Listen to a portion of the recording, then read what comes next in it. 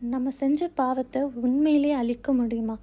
ஒரே ஒரு துவா நம்மளோட வாழ்க்கையே மாற்றிடும்னு சொன்னால் நம்மளால் நம்ப முடியுமா? நம்ம எல்லார்கிட்டேயுமே வெளியே சொல்ல முடியாத தவறு இருக்கும். அதை நினைக்கும் போது மனசு ரொம்ப கஷ்டப்படும்.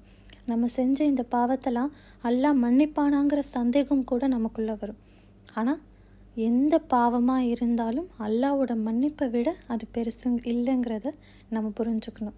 ஆனால் அந்த மன்னிப்பை அடையிறதுக்கு ஒரு முக்கியமான துவா இருக்குது. இந்த துவா ஒரு சாதாரண வார்த்தை கிடையாது. இந்த துவாவோட அர்த்தமும் சக்தியும் ரொம்ப பெருசு. துவானா வெறும் வார்த்தையால் சொல்கிற ஒரு விஷயம் இல்லை.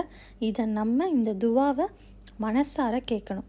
அது என்ன துவா அப்படின்னா, லா இலாஹா இல்லல்லாஹு வஹ்தஹு லா ஷரீக லஹு லஹுல் முல்கு வலஹுல் ஹம்து வஹுவ அலா குல்லி ஷைஇன் கதீர். இந்த துவாவை நம்ம ஒரு நாள் 100 முறை ஓதிட்டு வந்தோம்னா நமக்கு 100 நன்மைகள் எழுதப்படும், 100 தவறுகள் அழிக்கப்படும். அடுத்த நாள் சாயங்காலம் வரைக்கும் ஷைத்தான் கிட்ட இருந்து நமக்கு பாதுகாப்பு கிடைக்கும். இது மட்டும் இல்லை, இன்னொரு அழகான விஷயம் இருக்குது. நபி ஸல்லல்லாஹு அலைஹி வஸல்லம் அவர்கள் சஹாபாக்களை நோக்கி ஒரு கேள்வி கேட்டாங்க. அது என்ன கேள்வி தெரியுமா?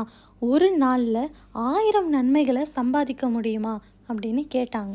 அப்போ சஹாபாக்கள் ரொம்ப ஆச்சரியப்பட்டு எப்படின்னு கேட்கும்போது, ஒரு நாளைக்கு 100 முறை சுபஹானல்லாஹ் சொல்லிட்டு வந்தீங்கன்னா உங்களுக்கு 1000 நன்மைகள் கிடைக்கும், 1000 தீமைகள் அழிக்கப்படும்னு சொன்னாங்க. ஒரு பக்கம் இந்த துவா, இதன் மூலம் நமக்கு 100 நன்மை வழங்கப்படுது, 100 பாவம் அழிக்கப்படுது. இன்னொரு பக்கம் இந்த திக்ர், இதன் மூலம் நமக்கு 1000 நன்மைகள் கிடைக்குது, 1000 தீமைகள் அழிக்கப்படுது.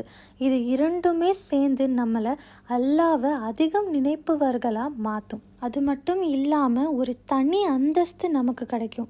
அது என்ன தெரியுமா?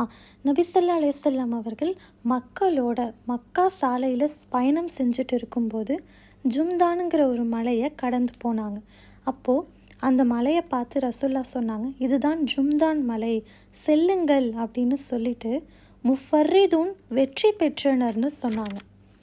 அப்போது அங்கே இருந்த சஹாபாக்கள் முஃபர்ரிதூன்னா என்ன, முஃபர்ரிதூன்னா யாருன்னு கேட்குறாங்க.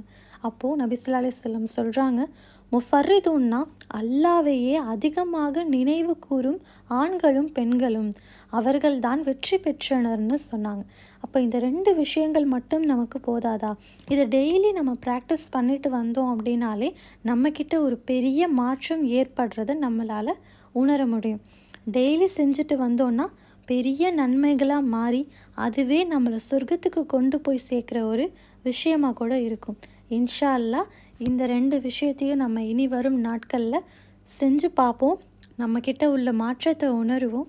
இன்ஷா அல்லாஹ் சொர்க்கத்தில் நன்மக்களாக நம்ம எல்லோரும் ஒன்று சேருவோன்னு துவா செய்து எனது உரையை நிறைவு செய்கிறேன்.